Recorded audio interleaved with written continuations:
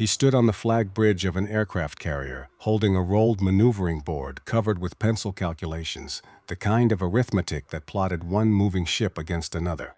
The ocean slid past beneath him. Few of the men around him fully understood the figures he had worked out, and no one seemed to ask him to explain them. Yet in those calculations lay one of the decisive judgments of the battle to come, a judgment that would rest on a man who had never once commanded a carrier. But to understand how a quiet boy who hated marching ended up on that bridge, we have to go back, all the way back, to a time when the United States had ships but nothing that could stand in line against the great naval powers of the world. The year is 1886. In the year Raymond Spruance was born, the USS Atlanta would enter service as one of the first steel warships of America's emerging new navy. But America still had no modern battle fleet capable of matching the great powers of Europe. No global reach, no fear attached to its name upon the water. And in July of that year, in the city of Baltimore, a baby was born who would one day help break the most powerful navy in the Pacific. His name was Raymond Ames Spruance. Nothing about his birth suggested it. On his mother's side, his family had lived on the East Coast for at least half a century before the United States even existed as a nation. On his father's side, his roots ran back nearly as far as the country itself. Old blood, quiet blood, not the blood of admirals or war heroes. Just Americans who had been here a very long time. His childhood was not a simple one. For many of his formative years, the young Raymond lived not with his parents, but with his grandmother and 3 aunts in South Orange, New Jersey. Baltimore, his mother's hometown, was a place of summers and family visits, but the steady, everyday raising of the boy fell largely to that household of women in New Jersey. Picture that for a moment. A small boy, sharp-eyed and watchful, learning very early to observe, to adapt, to rely on himself in a house that was not quite his own. He grew into a boy with a superb academic record, brilliant even, but he also had a peculiar side venture for a future war commander. He raised chickens. He kept them for their eggs, which he sold for pocket money. A boy running a tiny business out of a backyard, counting his coins, watching his margins. It tells you something. Even as a child, Raymond Spruance was patient, methodical, and quietly self-reliant. But here is the first thing that should surprise you. There was no sign in him of the kind of leader the world expected. None. He had no burning desire to command anyone. He pushed back against authority in nearly every form it took. When he encountered the rigid world of military drill as a young man, the marching in formation to barked commands, he found that it held no appeal to him whatsoever. The man who would one day direct fleets across the widest ocean on Earth looked at that kind of discipline as a boy and thought, not for me. Then the ground shifted beneath him. In his teenage years, money grew tight, and the comfortable arrangements of childhood fell away. The chickens that had once been a hobby now mattered in earnest.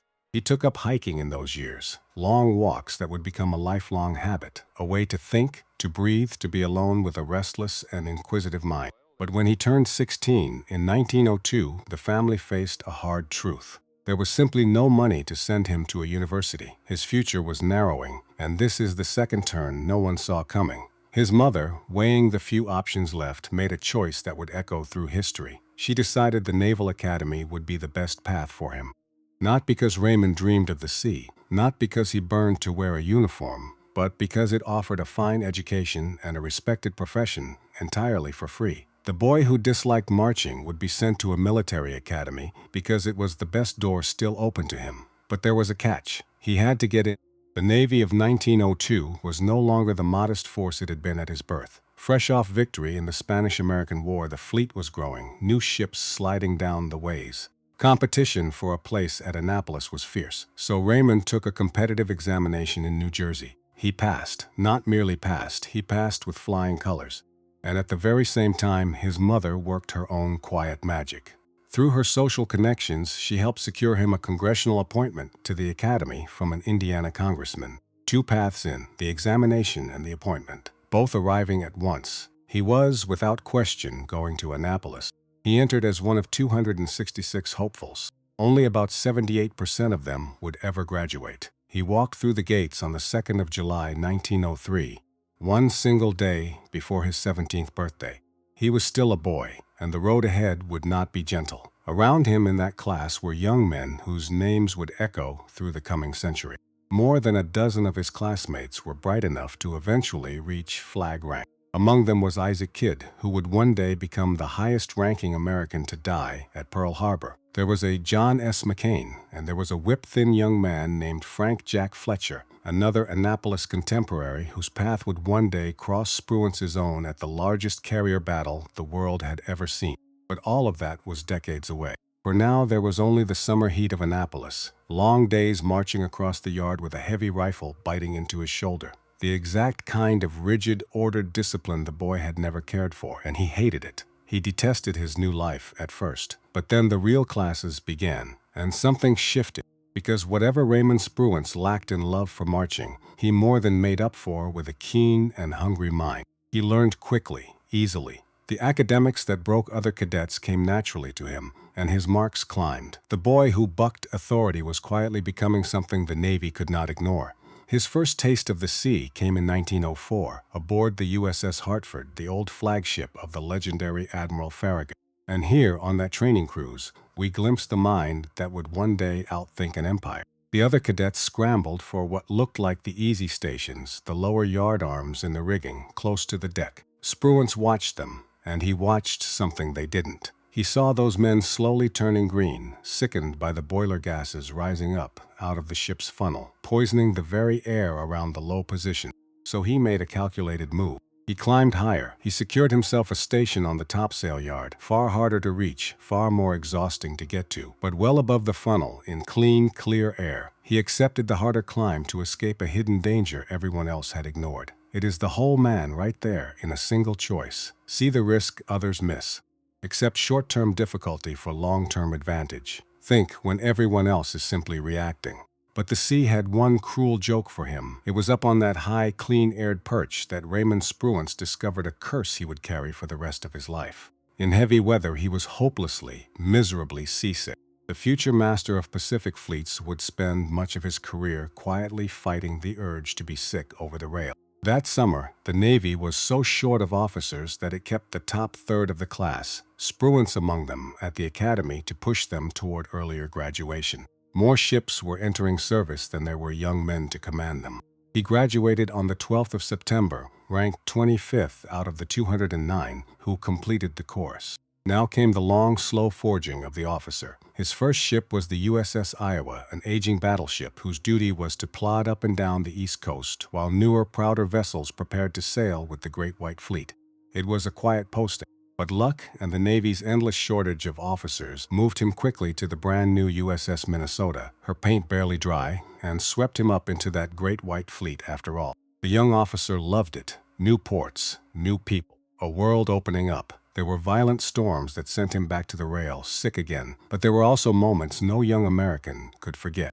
In Japan, he managed to get himself invited to a reception where the guest of honor was Admiral Togo himself, the man who had just crushed the Russian fleet in a war that stunned the world. A young American watching the most celebrated admiral in Asia across a crowded room, neither of them dreaming that this quiet officer's country in Togo's would one day tear the Pacific apart. Then Spruance made a choice that reveals much about how his mind worked. He was on track for command.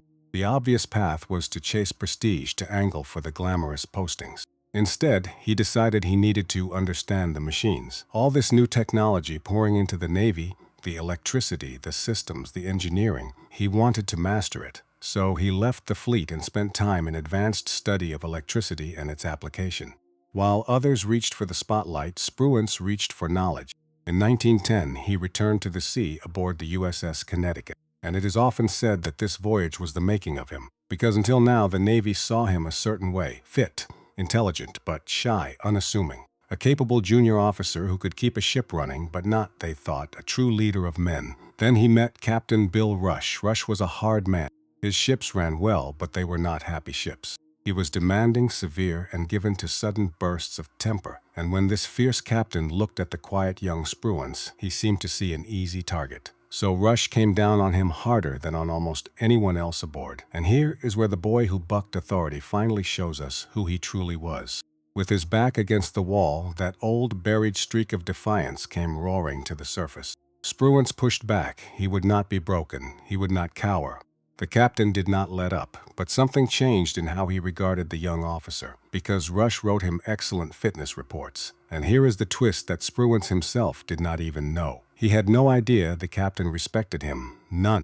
Convinced things were going badly, while on leave in 1911 he quietly requested a transfer off the ship. The reply he received is worth hearing, almost word for word. Mr. Spruance was informed that if he had submitted this request believing his performance was unsatisfactory, he should know that his performance of duty was, in fact, generally very satisfactory, and that the commanding officer had no wish whatsoever for him to leave the ship. The hard captain who had ridden him so relentlessly did not want to lose him. Whatever Rush intended, the record leaves two facts side by side. He drove Spruance without mercy, and he rated the young officer highly. Whether it was meant as a test or not, the pressure changed Spruance. He chose to stand by his transfer request anyway, but no orders came. There was simply no open slot for him elsewhere. So he returned to the Connecticut. Rush still did not let up, and by the time Spruance was ordered onward to his next posting in late 1911, he was a transformed man, assertive, dynamic, confident. The steel had been tempered, and on his way across the country to that new posting, he stopped in Indianapolis. There, in a brief window of leave, he met a young woman named Margaret Dean. A single week was only enough to begin to know each other, but it was enough to begin. When he sailed on, they kept the connection alive through letters, patient words crossing the distance between them, the same quiet persistence he brought to everything. His service carried him toward the Far East and won him a promotion. And in early 1913 came a milestone every young officer dreams of. His first command, the USS Bainbridge, Destroyer No. 1, the lead ship of the Navy's first class of torpedo boat destroyers. She was already an aging design, and she had only just returned to full active service after nearly a year in reserve. But 1913 was no quiet year. Tensions between the United States and Japan were running high, and they kept Spruance and his destroyer flotilla close to Luzon in the Philippines, ready to help defend Manila Bay if diplomacy failed. His first command, then, was not a sleepy one. It was a small, aging warship held ready at the far edge of American power, watching the horizon for a war that this time did not come. And what did the future admiral do with that command? He didn't posture or chase glory. Among other things, he turned his attention to teaching his crew how to swim, a new requirement in the Navy. Practical, caring, focused on the men in front of him and the skills that might one day save their lives. In 1914, he was promoted to full lieutenant and returned to the United States. His courtship of Margaret, carried all this time on paper, could finally continue in person. He proposed. She accepted. The wedding was set for the end of 1914. And far away, across an ocean, the world was beginning to burn. By the time their wedding plans were firmly in place, and Spruance had taken up new duties inspecting electrical machinery at Newport News, the First World War had already begun in Europe. But to the young couple settling into their life together, it was little more than dramatic headlines in a distant newspaper. They were building something, a home, a marriage, a quiet, ordinary happiness in a still, peaceful America. Margaret discovered the man she had married was unusual. He believed firmly in leaving his work at work. When he could avoid it, he refused to carry the job home, insisting instead on spending his hours improving their life together. And she discovered he was on a strange, lifelong search of the mind and spirit, a man vaguely certain he believed in something, yet never quite able to say what it was. A restless, questioning mind that never stopped turning over the deepest problems.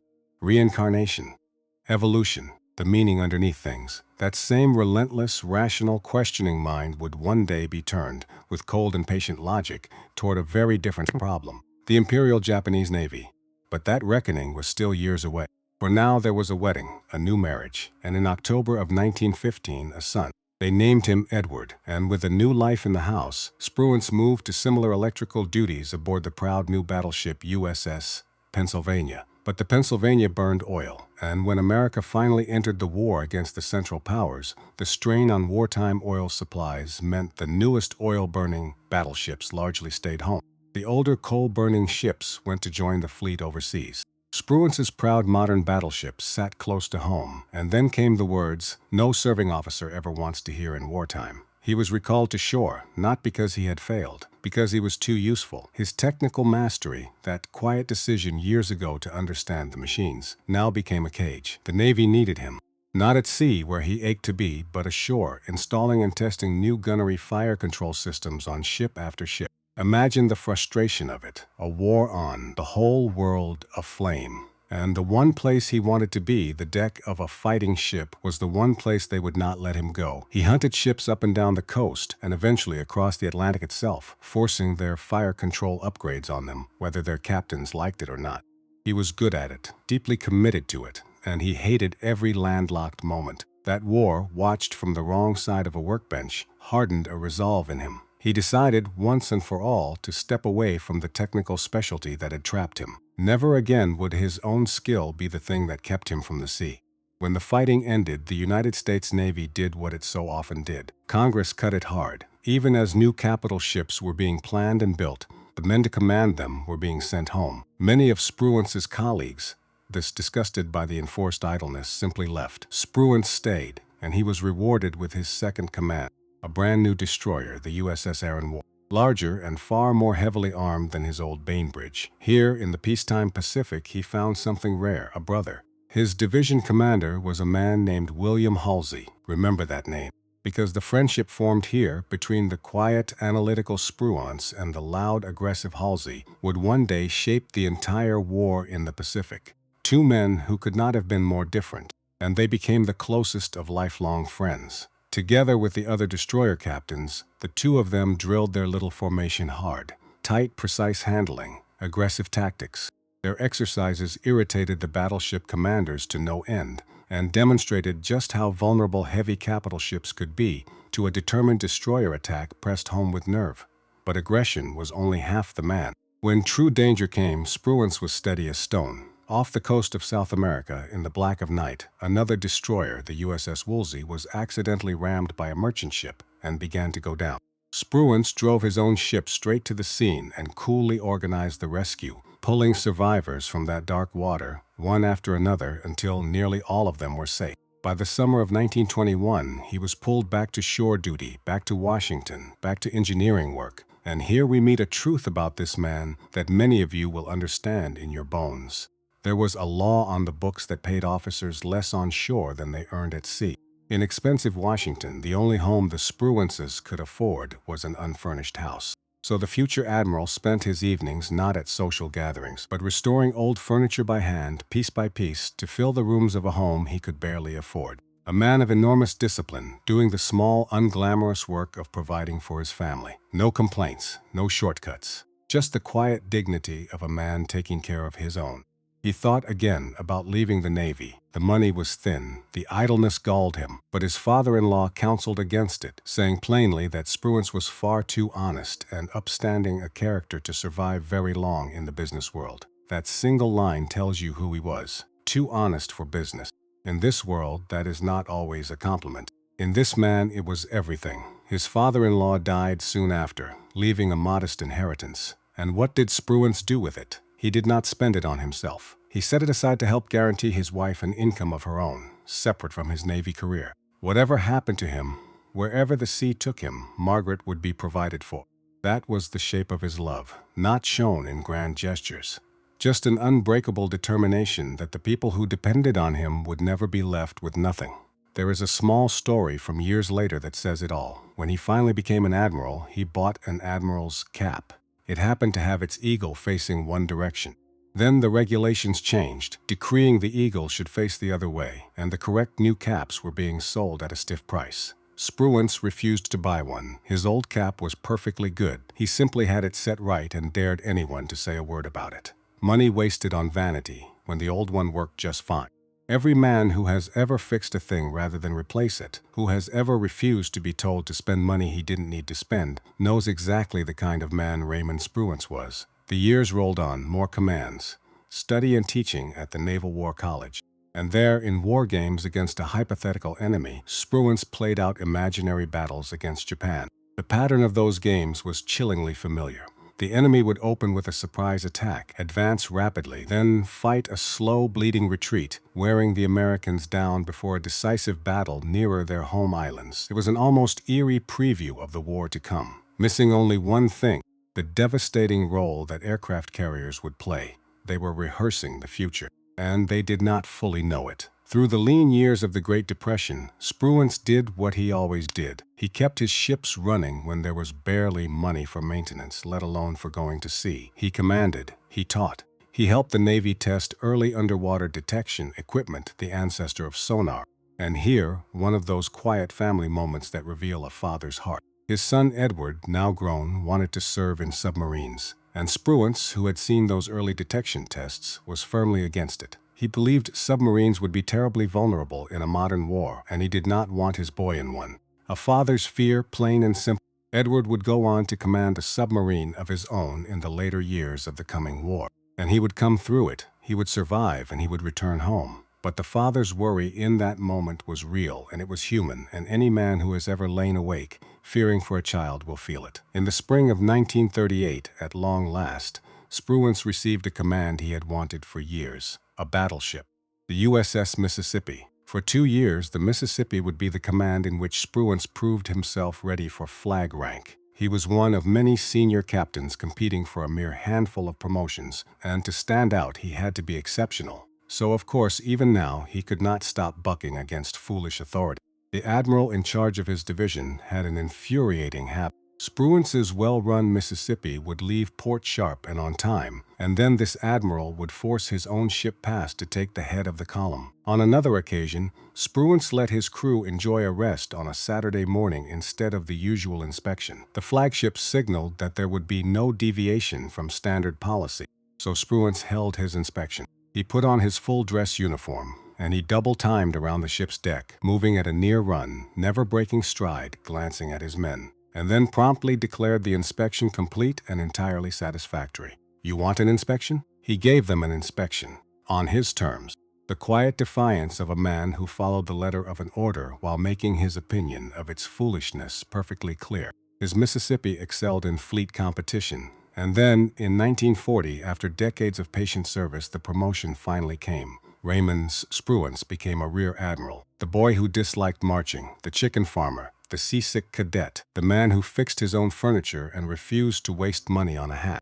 He was now an admiral in the United States Navy. His first posting in the new rank sent him to the Caribbean, where the war in Europe had suddenly made the region strategically vital. His job was to strengthen bases and prepare the district for dangers that had not yet arrived, but might soon reach American waters. Then France fell, and suddenly the quiet admiral was standing on a knife's edge. As the senior American officer on the scene, he had to deal with a French admiral whose warships were now effectively stranded in the Caribbean, with British ships watching them nervously, uneasy that those French vessels might slip out to aid Germany. A single wrong move could ignite a shooting war. Spruance handled it with cold, careful calm. The arrangement was simple and firm. An American destroyer would watch the harbor entrance around the clock, day and night, making certain no French ship tried to make a break for it. No drama, no bloodshed, just a problem seen clearly and managed. In the summer of 1941, the tension in the world reached a breaking point, and Spruance took command of Cruiser Division 5, based out of a place whose name would soon be seared into the American soul. Pearl Harbor. Spruance had no desire to be pulled back into a Washington desk assignment. There were senior men who valued his mind and might well have brought him ashore into staff work. But when orders sent him instead to Cruiser Division 5 at Pearl Harbor, escorting the carriers, he went west without hesitation. It placed him once more alongside his old friend Halsey at what was sure to be the sharp end of things. In Hawaii, he was met by his son Edward, now a lieutenant himself, assigned to a submarine based right there at Pearl. Spruance hoisted his flag aboard the cruiser USS Northampton in September of 1941, and through that autumn he drove his cruisers hard, cruise after cruise, sometimes meeting up with the carrier Enterprise, the ship they would escort when war came. But his family noticed something. He was worried. This calm, unshakable man confided to his wife and daughter a fear he could not shake. He did not believe the Navy was ready. He did not believe it would be ready in time. He could see it coming, and he could not make anyone move faster. In late November, the Enterprise and her escorts, Spruance's cruisers among them, put to sea on a secret mission, carrying a squadron of American Marine fighter aircraft to reinforce distant Wake Island, with orders to destroy any enemy that got in the way. So closely was this voyage guarded that Spruance's own wife and his son's new bride were not told where the ships had gone. Then bad weather and the slow work of refueling the destroyers dragged the timeline back. Their return to Pearl Harbor, first expected on the 6th of December, slipped to the morning of the 7th. So secret was the operation that his wife and his son's bride went down toward the docks expecting the Northampton, only to find no ship there, and had to be gently sent home, scanning an empty harbor for men who would not arrive on schedule. That delay, that frustrating, weather-driven, ordinary delay, hold on to it. Because on the morning of the 7th of December, 1941, that task force was still well out to sea, still steaming toward home, and that is when the radio messages began to come in. The Imperial Japanese Navy was bombing Pearl Harbor, the same harbor his ships had been scheduled to enter that very morning, had the weather and the fuel and the fates aligned even slightly differently. That delay kept the Enterprise and her task force out of Pearl Harbor when the attack came. Think about how thin the margin was. Bad weather, slow refueling, the quiet accidents of the sea, and because of them, one of America's precious carriers and her escorts were safe on the morning the battleships burned. And Raymond Spruance, who had feared this day and prepared for it his entire life, took the news without panic. He had spent decades getting ready for exactly this. Now the waiting was over. Calmly, without wasted motion, he set his ships onto a full war footing and turned them toward the search for the enemy. They hunted fruitlessly in those first chaotic hours, chasing phantom contacts across an empty sea. Then they turned for Pearl Harbor to refuel, and his cruisers entered that shattered harbor. Into a scene of utter devastation, the proud battleships of the Pacific Fleet, broken and burning, the oily water, the smoke still rising into the Hawaiian sky, the staggering, unbearable loss. Spruance clamped down hard on the wild rumors of follow-up landings racing through the fleet. He offered his calm professional judgment that the enemy fleet was already sailing home. And then, in the privacy of his own quarters with only his family near, this iron-disciplined man let the calm fall away for a moment. He was devastated by the loss of life, by the terrible, evident unpreparedness of the fleet he had warned about and could not fix in time. And here is the thing that men who have carried hard responsibility will understand. By the very next morning, he had put himself back together. The calm returned, the control returned. He set out to secure Hawaii as best he could with what little he had. But his family noticed something they did not expect, and his officers noticed it too. He seemed less stressed now, not more. For years, the waiting had eaten at him. The dread of when the war would come. Now the war was here. The worst thing he had feared had happened, and with it came a strange, steadying clarity. The uncertainty was over. There was only the work now, only the fight. The man had spent his entire life being forged for exactly this, and the fire was only beginning to burn. In the desperate early months, Spruance escorted the carriers on hit-and-run raids. Strikes against enemy bases in the Marshall and Gilbert Islands, a raid on Wake, the famous Doolittle raid where he had a ringside seat as the carrier Hornet flung medium bombers off her deck towards the skies of Japan itself. He was learning, constantly. He came to see that bombarding a defended shore was a completely different problem than fighting ship against ship, that his gunnery needed work, that his control over his formation under air attack needed to be tighter. And rather than making excuses, he set about fixing it, the same way he had fixed everything his entire life. And there is one small moment from those days that cuts to the heart of the man. Back ashore, walking with his officers as he always did, one of them spoke of the supposed racial inferiority of the Japanese. Spruance did not lecture. He did not moralize. He simply observed dryly that if the Japanese were truly so inferior, it was deeply ironic that the supposedly superior Americans were at that very moment worried about whether they could stop them from advancing across the entire Pacific. No arrogance, no comforting illusions. Just cold, clear-eyed respect for a dangerous enemy, the kind of respect that wins wars, while contempt loses them. He walked those Hawaiian paths in the shadow of the sunken battleships, studying the wreckage, reading everything he could find about carrier warfare and air power, absorbing, preparing. Turning that restless, questioning mind, the one that had puzzled over reincarnation and the meaning of things, toward a single cold problem: how to beat the Imperial Japanese Navy. He did not yet know that his moment was rushing toward him faster than anyone imagined. It was late May 1942. Spruance's cruisers came home to Pearl Harbor after a long, wasted deployment chasing a battle they never reached. And he did what he always did when he came into port. He went to see his old friend. He crossed to the carrier Enterprise, expecting the familiar roar of Halsey's presence, that loud, aggressive energy that filled a room. But the ship was quiet. Too quiet. Halsey was nowhere to be found. Spruance searched, and finally the truth came out. Halsey was in the hospital, and Admiral Nimitz wanted to see Spruance at once. So he went to headquarters, and there he learned what had happened. His friend, the great fighting admiral, the man everyone expected to lead the coming battle, had been struck down. Not by an enemy, by his own body. A severe skin condition had left him raw and unable to command, confined to a hospital bed while the war rushed on without him. And here is the twist that would help shape the entire war in the Pacific. From that hospital bed, Halsey was asked who should take his place at the head of the carriers, and he named Raymond Spruance. Sit with the strangeness of that for a moment. The carriers were among the most precious weapons America had left. Leading them into a great battle was a task nearly everyone assumed would fall to a naval aviator, a man who had spent his career with aircraft, who understood the planes in his bones. Spruance was not that man. He had never been a pilot. He had never commanded a carrier. He was a cruiserman, a surface officer, a gunnery, an engineering mind. On paper, he looked like the wrong choice, but Halsey trusted him enough to recommend him anyway, and that trust would be answered in a particular way.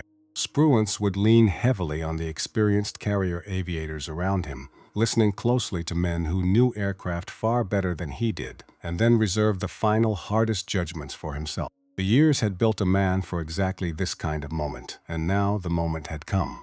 The reason for the terrible haste soon became clear. American codebreakers had done the impossible. They had pieced it together. The Imperial Japanese Navy was coming for Midway, a tiny atoll in the vast Pacific. Bait for a trap meant to lure out and destroy what remained of the American carrier fleet once and for all. And now Raymond Spruance would take two carriers, the Enterprise and the Hornet, into that fight.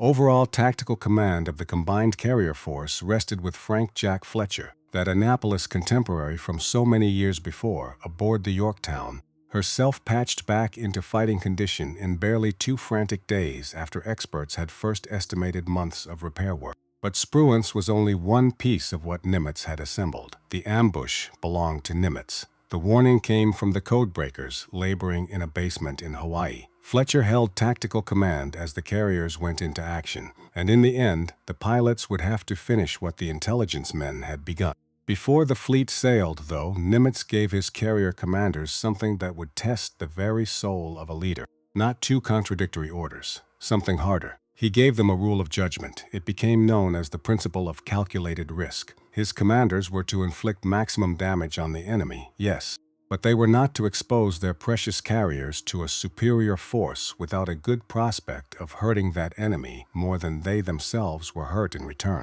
Think about the weight of that. Nimitz did not simply tell Spruance to win, and he did not simply tell him to keep his carriers safe. He handed his subordinate a principle and left it to Spruance to interpret that principle in the chaos and smoke of battle, in real time, with a war hanging on the reading. Attack when the reward justified the risk, but never gamble the carriers merely for glory. The judgment was now his to make, and Spruance, weighing that burden, began to plan. He knew the shape of the odds. In sheer numbers of ships, the Japanese operation dwarfed the American force. But at the one point that mattered most, the carrier contest was closer than it looked. 4 Japanese flight decks against 3 American ones, plus all the aircraft crowded onto the island of Midway itself. If he could catch those enemy carriers at the wrong moment, while their own aircraft were away or being handled below, the margin might, for a few precious minutes, tip his way. So the fleet steamed toward the enemy, and Spruance settled in aboard the Enterprise with his rolled maneuvering board and his private calculations, the figures no one around him seemed to ask him to explain. The boy who once raised chickens for pocket money was steaming toward the largest carrier battle the world had ever seen. Then, in the pre-dawn dark of the 4th of June, 1942, it began. A Japanese strike smashed into the island of Midway itself, and American patrol planes ranging out across the empty ocean finally began to find the enemy. But here is where the truth is far more gripping than any tidy legend. The first sighting report did not show 4 carriers. It showed 2. American intelligence expected 4, which meant as Spruance and Fletcher stared at that first report, 2 Japanese carriers were still unaccounted for, somewhere out beyond the horizon. Sit in that uncertainty for a moment, the way they had to. Spruance would have to commit his aircraft his one great punch before he knew where all of the enemy carriers even were. Two of them were simply missing, and now came the decision that would define him. The cautious choice, the conventional choice, was to wait, to close the range, to launch when his planes had fuel to spare and the enemy was nearer. Spruance rejected it. He could not see the Japanese flight decks. He could only calculate what should be happening on them. He reasoned that the enemy's own strike, the one that had just hit Midway, should soon be returning to those carriers to refuel and rearm. If his timing was right, his aircraft might arrive at the worst possible moment for the enemy. If his arithmetic was wrong, his planes might reach empty ocean or run themselves dry of fuel trying to get there. It was a cold, terrible piece of mathematics, and it meant launching at nearly the outer edge of his aircraft's regime, knowing some of those young pilots might not have the fuel to make it home. He made the call. The Enterprise and the Hornet would launch immediately, while the enemy was still near the far reach of their striking range, holding back only the fighters needed to guard the fleet. The safer distance would have to wait. The strike would not. From the decks of the two carriers, wave after wave of American aircraft clawed into the sky and set off across the ocean toward the enemy. What followed was chaos and courage in equal measure. The Japanese carriers had already been under attack that morning, again and again, by aircraft flying from Midway itself, Marine dive bombers, Army bombers high overhead and low at wave-top height. They had pressed in with tremendous bravery, and they had been thrown back, scoring no telling hits, against a defense that was fully awake and waiting. So when the first carrier-based American squadron arrived, Hornet's Torpedo Squadron 8, it flew into a hornet's nest. The torpedo bombers were slow and low and terribly exposed. Most of them reached the enemy with little or no effective fighter protection, the escorts from Enterprise and Hornet having fractured badly in the vast confusion of the ocean. Only the Yorktown's torpedo planes came in with even a small escort of Wildcat, and they were slaughtered. Squadron after squadron boring in at wave-top height, scoring almost nothing, and paying a fearful price for it. And here we must be honest, because the truth honors those men more than any myth. They had not been sent in to die as bait so that others could succeed. Nothing about the battle was that clean or that planned. Their attacks failed in their immediate purpose, and the cost was appalling. But those doomed torpedo runs did something invisible and, as it turned out, decisive. No one had planned it this way. But attack after attack kept the Japanese defending fighters fighting low, turning and chasing and landing and launching, burning fuel and attention down near the water. And then, almost by an accident of timing, the American dive bombers appeared high overhead in an empty sky. They fell like a judgment. Now, forget the old image of flight decks packed rail to rail with fueled planes. The real danger lay below. Inside the enclosed hangars of those carriers sat fueled aircraft, some already armed with torpedoes or bombs, amid aviation gasoline and the ordnance needed for the next strike. When American bombs punched down into those sealed spaces, fire and secondary explosions became almost impossible to contain. In the span of just a few minutes, 3 of Japan's 4 fleet carriers, the Akagi, the Kaga, and the Soryu, were turned into blazing wrecks. A few minutes. After years of buildup, after all the planning and dread and sacrifice, the heart of the Japanese carrier fleet was torn out in less time than it takes to tell it. The 4th enemy carrier, the Hiryu, fought on and struck back hard, landing the blows that would ultimately doom the gallant Yorktown. But later that afternoon, American dive bombers found the Hiryu and mortally wounded her as well. She burned through the night, was abandoned and scuttled by her own crew, and finally slipped beneath the Pacific the following morning. The trap the Japanese had set to destroy the American fleet had closed upon themselves, and through it all, once tactical command of the carrier's striking force had passed to him. After the Yorktown was crippled, Spruance did something that took a different kind of courage than launching the morning strike. As night fell, with a stunning victory in hand, the aggressive instinct was to charge west, to pursue the retreating enemy through the dark, to finish them off. Spruance refused. He knew the enemy still had powerful surface forces out there, battleships and cruisers built for exactly the kind of close-range night fighting that could tear his carriers apart in the darkness. To charge blindly after them in the night would be to risk everything he had just won, and to hand the enemy after dark the very victory they had failed to seize by day. So the quiet man turned his carriers east, away from the enemy, away from the glory of the chase. That decision would later draw criticism from those who believed he had let a wounded enemy slip away. But Spruance knew what waited in the darkness. Japanese battleships and cruisers trained and equipped for night combat against the very carriers America could least afford to lose. This was the principle of calculated risk made flesh. In the morning, Spruance had accepted enormous risk to strike a blow worth striking. In the night, he refused a risk that offered little and threatened everything. He would not gamble the fruits of victory for the sake of pride. Out in the darkness, the Japanese surface fleet groped forward for a night battle that never came. And then, with dawn approaching and no prey to be found, they turned for home. Consider the shape of what this one man had done across a single day. In the morning, the coldest kind of aggression. At night, the coldest kind of restraint. The same clear mind behind both.